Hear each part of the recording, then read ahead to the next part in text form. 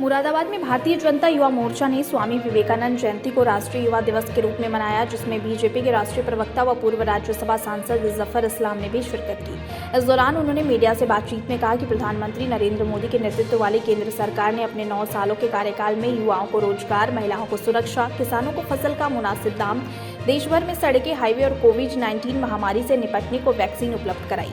पूर्व सांसद जफर इस्लाम ने कहा कि देश में आज यूनिकॉर्न की संख्या 100 के पार पहुंच चुकी है, जिनकी कीमत करीब 7,500 करोड़ की है। स्टार्टअप से नया भारत नजर आ रहा है। देश में साल 2021 के बाद से यूनिकॉर्न की संख्या दोगुनी से अधिक हो गई है। अब हम दुनिया के तीसरे सबसे बड़े स्टार्टअप बन गए हैं। हमारे पास 1 लाख से अधिक मान्यता प्राप्त स्टार्टअप हैं। वहीं देश में 100 से अधिक अंतर्राष्ट्रीय कंपनियां हैं, जिनके भारत में तमाम रिसर्च एंड डेवलपमेंट केंद्र हैं, जो देश के टैलेंट पूल के कारण ही संभव हुआ है।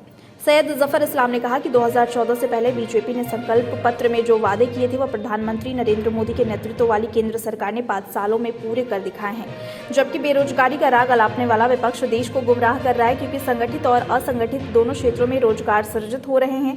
उन्होंने आगे कहा कि प्रधानमंत्री नरेंद्र मोदी इसलिए दुनिया में पसंदीदा नेता है, क्योंकि वह जमीन पर जाकर लोगों से रूबरू होते हैं और उनकी जरूरतों को समझते हैं। वहीं राष्ट्रीय स्वयंसेवक संघ प्रमुख के मुस्लिम समाज पर दिए गए बयान पर AIMIM के अध्यक्ष असदुद्दीन ओवैसी की टिप्पणी को लेकर जफर इस्लाम ने कहा कि जब भी कोई ऐसा मौका आता है तो AIMIM प्रमुख मुस्लिमों को बरगलाने, गुमराह करने, मुस्लिम समाज को सामने रखकर अपनी राजनीति चमकाने का काम करते हैं। लेकिन मुस्लिम समाज अब समझ चुका है कि ओवैसी को सिर्फ राजनीति करनी है। देखिए, ओवैसी जी का अगर पूरा इतिहास देखें तो कम्युनल पॉलिटिक्स में है। मुस्लिम समाज को कटघरे में रख के वो खुद की राजनीति, अपने राजनीतिक रोटियां सेकते हैं। जब भी ऐसे मौके आते हैं जब उनको लगता है कि मुस्लिम समाज को वरगलाना चाहिए, मुस्लिम समाज को गुमराह करना चाहिए, मुस्लिम समाज को आड़े रख के फ़ायदा, उनका राजनीतिक फ़ायदा हो सकता है, तो वह करने की कोशिश करते हैं। लेकिन अब मुस्लिम समाज भी समझ गया है कि ओवैसी साहब जैसे लोग वो सिर्फ राजनीतिक फ़ायदे के लिए ऐसे बयानबाजी करते हैं। हकीकत में उनको सिर्फ राजनीति करनी है, उनको समाज से नहीं, कम्युनिटी से नहीं, सिर्फ अपने फ़ायदे से मतलब है। अल्पसंख्यकों को लेकर लगातार उस पर अभी यहाँ पर टिकट टिप्पणी नहीं करेंगे, तो उसको उसमें टिकट टिप्पणी। भाजपा पर लगातार सवाल खड़े। नहीं, भाजपा तो पिछड़े हो, गरीब हो, मजदूर हो, लाचार हो, महिला हो, बुजुर्ग हो, ये पार्टी सबकी सेवा करने के लिए बनाया जा रहा है।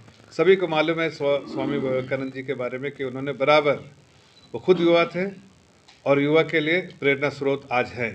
इसलिए कि युवा पीढ़ी जो है हमारे देश की, वो सिर्फ देश में नहीं, पहले दुनिया के लिए एक प्रेरणा के तौर पर उभर कर आ रही है।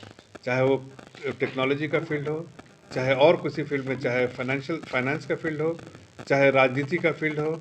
आप देखिए यूके में भी आज यंग प्राइम मिनिस्टर है, वो भी भारतीय मूल का है। और अगर आप देखें दुनिया के बहुत सारे ऐसे बड़ी कंपनियां हैं जिसके भी जो युवा जो CEO है वो भारत के मूल के हैं और भारत के नागरिक आज भी हैं।